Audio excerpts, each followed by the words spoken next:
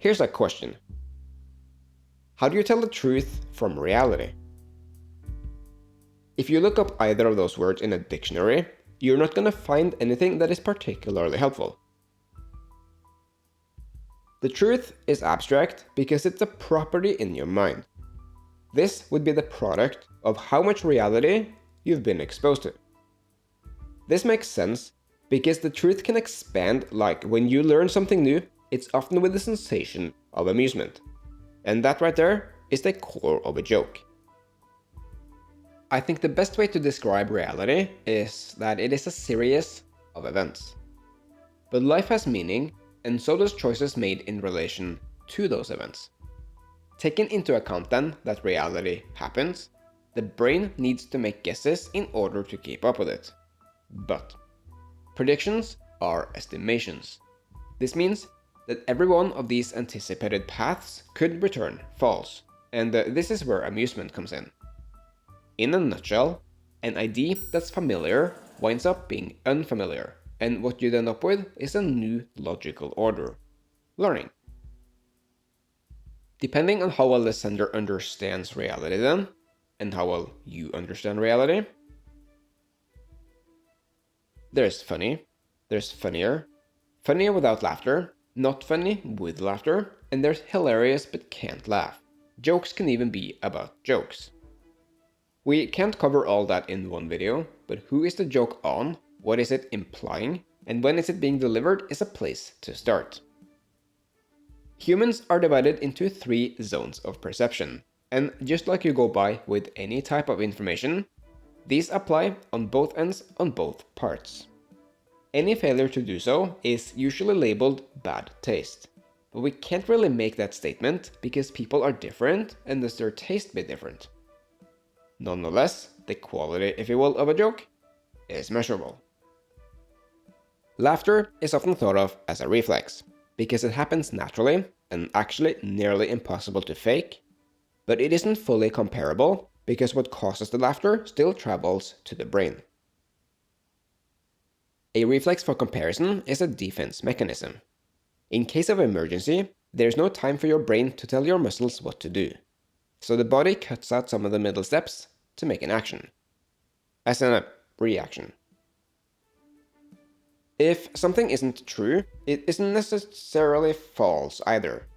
And even if you're not being truthful, people can call your bluff because words spoken are but even 10% of what you really say.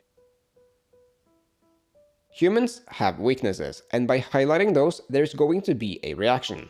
We call this emotional response. For example, if you live under the impression that other people are stupid and you're king of the world, an effective way to test that theory is by asking whether you judge yourself by the same standard. A thought and a memory, however similar in the mind, are actually completely different things. A memory is a record of an event that actually happened, ignoring false positives for now, while a thought is only a thought. Exactly why laughter is the response, no one really knows, but we do know that humans can laugh before they can speak. One theory goes that leftover energy in the brain for making predictions needs somewhere to go. Think about the sensation you get in the moment you get the joke, but before you laugh.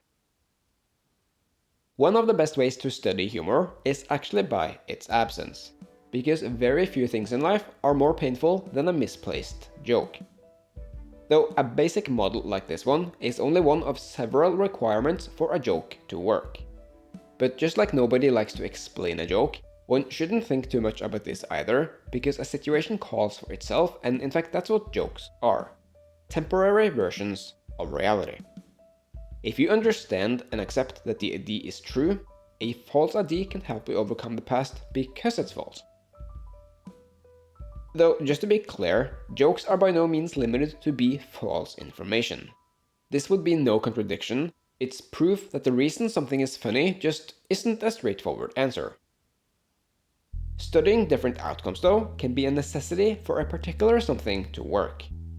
Violations, for example, because depending on how well sender knows reality, they can get exactly the effect they want. If embarrassment returns true, joke's on you because you reveal what's in your head, and that's unpleasant and uncomfortable. If the joke provokes anger, which is the ultimate type by the way, people unable to control emotions look for opportunities to hit back. Moving on, we know that laughter produces dopamine, and dopamine is a chemical that gives the sensation of joy. This also makes sense because it explains why amusement is universally understood. Or have you ever met somebody who avoids laughing at any cost? A professor once told me that the rule of thumb is actions can be judged, thoughts and feelings come and go.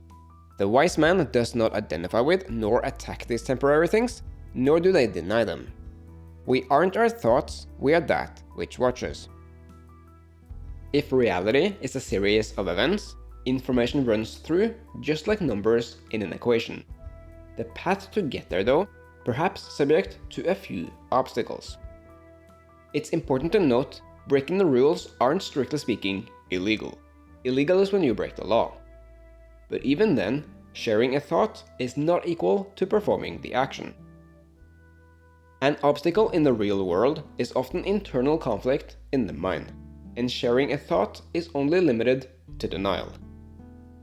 Any situation is limited to the amount of information each party possesses, but actions, including thoughts, are predictable. So if "Hey man, do you like her?" returns yes, we gain one piece of information, but, and in this case, also one more question. Let's back up a bit. People lie. 50 times a day in fact, on average. And if words spoken minus the reminder returns false, as in true, there might be another conflict lurking, and the motivation to make sure not to run into more conflict. So going full circle, reality is a series of events. The truth is abstract and thus the means of learning. Humans are flawed, but then again the wise men are only watching. Amusement is universally understood, explaining why we seek the unknown while agreeing on reality. Everyone's taste is different. A thought is only a thought. Thanks for watching.